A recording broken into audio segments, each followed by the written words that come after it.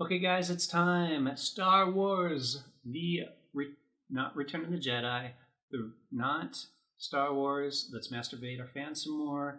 It is Star Wars: The Rise of Skywalker. I know we're all about independent films on no budget, but hey, we did a review of The Force Awakens. I did a review of Solo.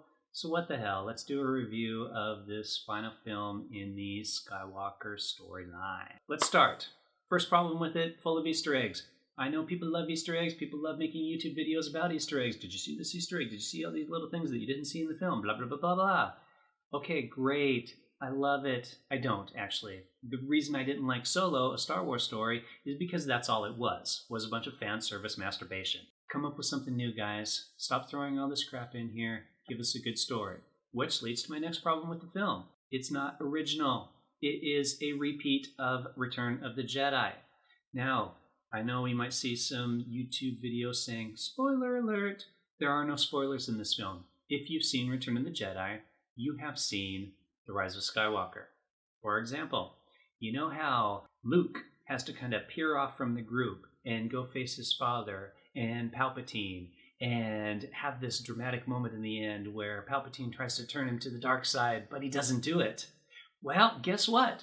Rey goes off to face Kylo Ren and Palpatine. Yes, that's right. Palpatine's back because we can't do anything new. We got to do just rehashing of other stuff. How he didn't die when he was thrown into a giant pit and exploded with the Death Star. Well, we don't really get an answer to that, but hey, he's back. And guess what? He tries to turn Rey to the dark side. What's going to happen? Bet you can't guess. Meanwhile, the rest of the crew builds a rebel army to go fight against a bunch of, not Death Stars, that's right, they're going to fight a bunch of Star Destroyers. But wait, these aren't normal Star Destroyers, there's a whole armada of them, and underneath each one they've got a giant cannon, which can destroy a planet. See, that's how they tweak it a little bit to make it original. But wait, for some reason, Palpatine's had this entire armada this whole time, hanging out on this planet, and waits, because he could have sent them off any time, but he waits. And when they get to the point of leaving, they all must be navigated via one navigation radio tower. That, as just like in Return of the Jedi, our band of merry heroes must go to the planet to destroy the generator that is creating the shield for the Death Star. Our band of merry heroes must go and destroy this one tower. Without it, this giant armada of Star Destroyers can't navigate away from this planet for some reason, because that's technology in a galaxy far, far away. So there you go. There's nothing really new. What they do, however, is they throw these random little things in there for the purpose of plot points. I'll give you an example. At one point, Rey needs to get a lightsaber from here over to here. Well, she doesn't do that, force wave and floats it over. What she does is she makes it disappear here and reappear here. Now, I've never seen this happen in any of the previous movies. Maybe she learned it in her Jedi books that she swiped from Luke that one time. Who knows? Maybe this is something that they discuss in the animated series that I haven't seen. Who knows? But hey, it's a power she has now. Cool and convenient. And amongst some of the other random plot points that are thrown in, Rey is on the planet that Luke was on previously. She needs to get off the planet. Well, you know what? Luckily, Luke's X-Wing has just been hanging out underneath the water near the island the whole time. And it just gets raised up and conveniently works perfectly, even though it's been submerged underwater that whole time. It's stuff like that with the random plot points of let's just add this. That's fine. Oh, we need them to be rescued at this convenient moment. Well, we need to bring back Lando, so this is a good enough point as any to bring him back into the film. They also have random things where our band of heroes manages to sink through quicksand and end up in the exact place they need to be to find this knife, which is a map, to get them to this other map, which will then get them to the planet with all the Star Destroyers on it.